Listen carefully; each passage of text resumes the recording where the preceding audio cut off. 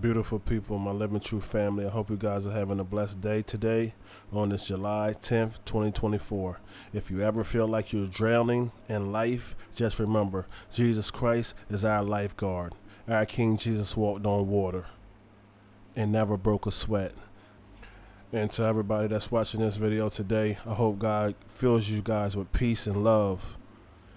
Interesting video today, you guys. Pastor shot, Hurricane Beryl is tearing up states. Let's get into it. I'm stunned when they say there wasn't no witnesses there, knowing that we were there. That was the thing that shocked me. Tonight, a Memphis pastor who was shot in the face outside of his church is setting the record straight. This week, a number of charges against the suspect in that case were dropped, and the DA's office blamed that on witnesses not showing up to court. But that pastor says he was there. Again, he was the one shot in the face, and now the DA's office is walking back their original statement. Fox 13's Jack Bilyeu joins us live at 201 Poplar tonight. Jack, with all of these charges being dropped, is anything moving forward?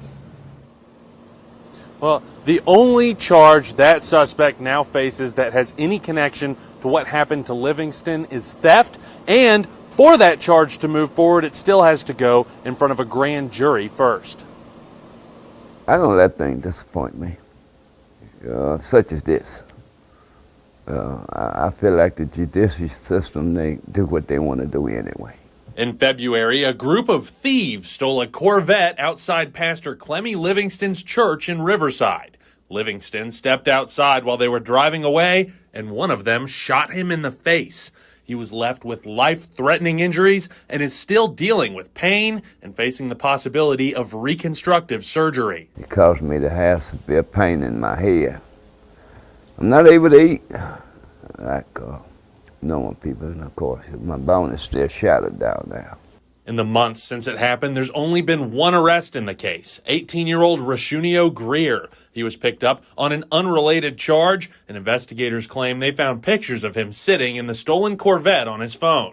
He allegedly admitted to being present during the robbery and to driving the black Camaro that was caught on camera driving past the church when Livingston was shot, but he did not confess to shooting him. He faced 2 charges for that case, theft and aggravated robbery. But this week, that aggravated robbery charge was dropped, and the DA said it's because no witnesses were in court. But Livingston says that's not true. That's why I immediately called Channel 13 to correct this, because we were present.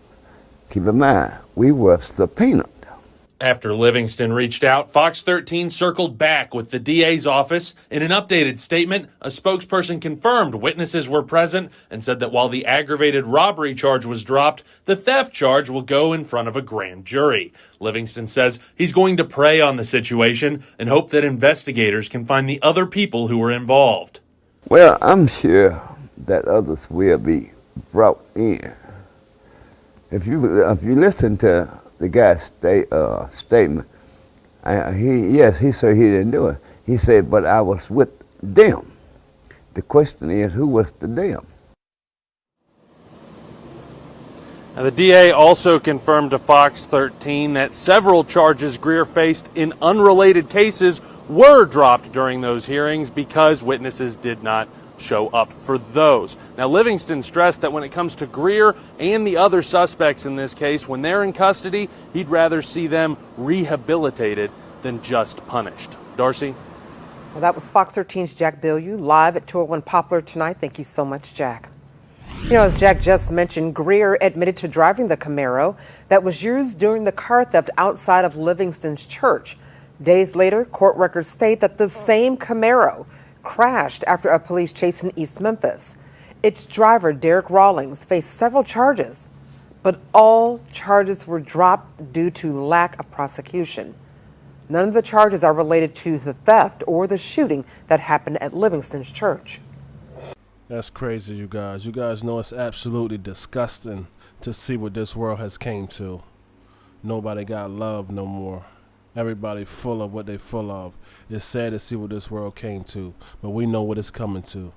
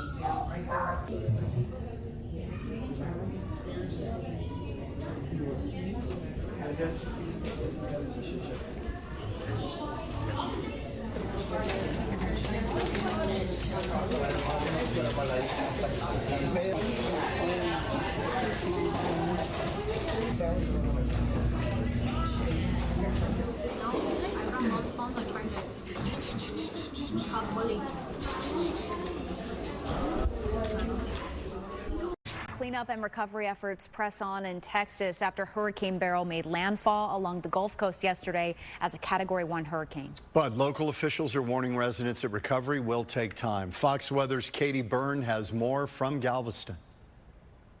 The storm has come and gone, and now millions of Texans are picking up the pieces following a direct hit from Hurricane Beryl. It made landfall along the Gulf Coast early Monday as a Category 1 storm, bringing high wind and heavy rain. And while anxious residents assess the damage, power crews are out in big numbers, hoping to restore service to millions of customers. But local officials say it won't be easy. This will be a multi-day restoration effort. This was a big storm that has affected a lot of customers. So I'd ask Texans for their patience as the crews are out there doing their best.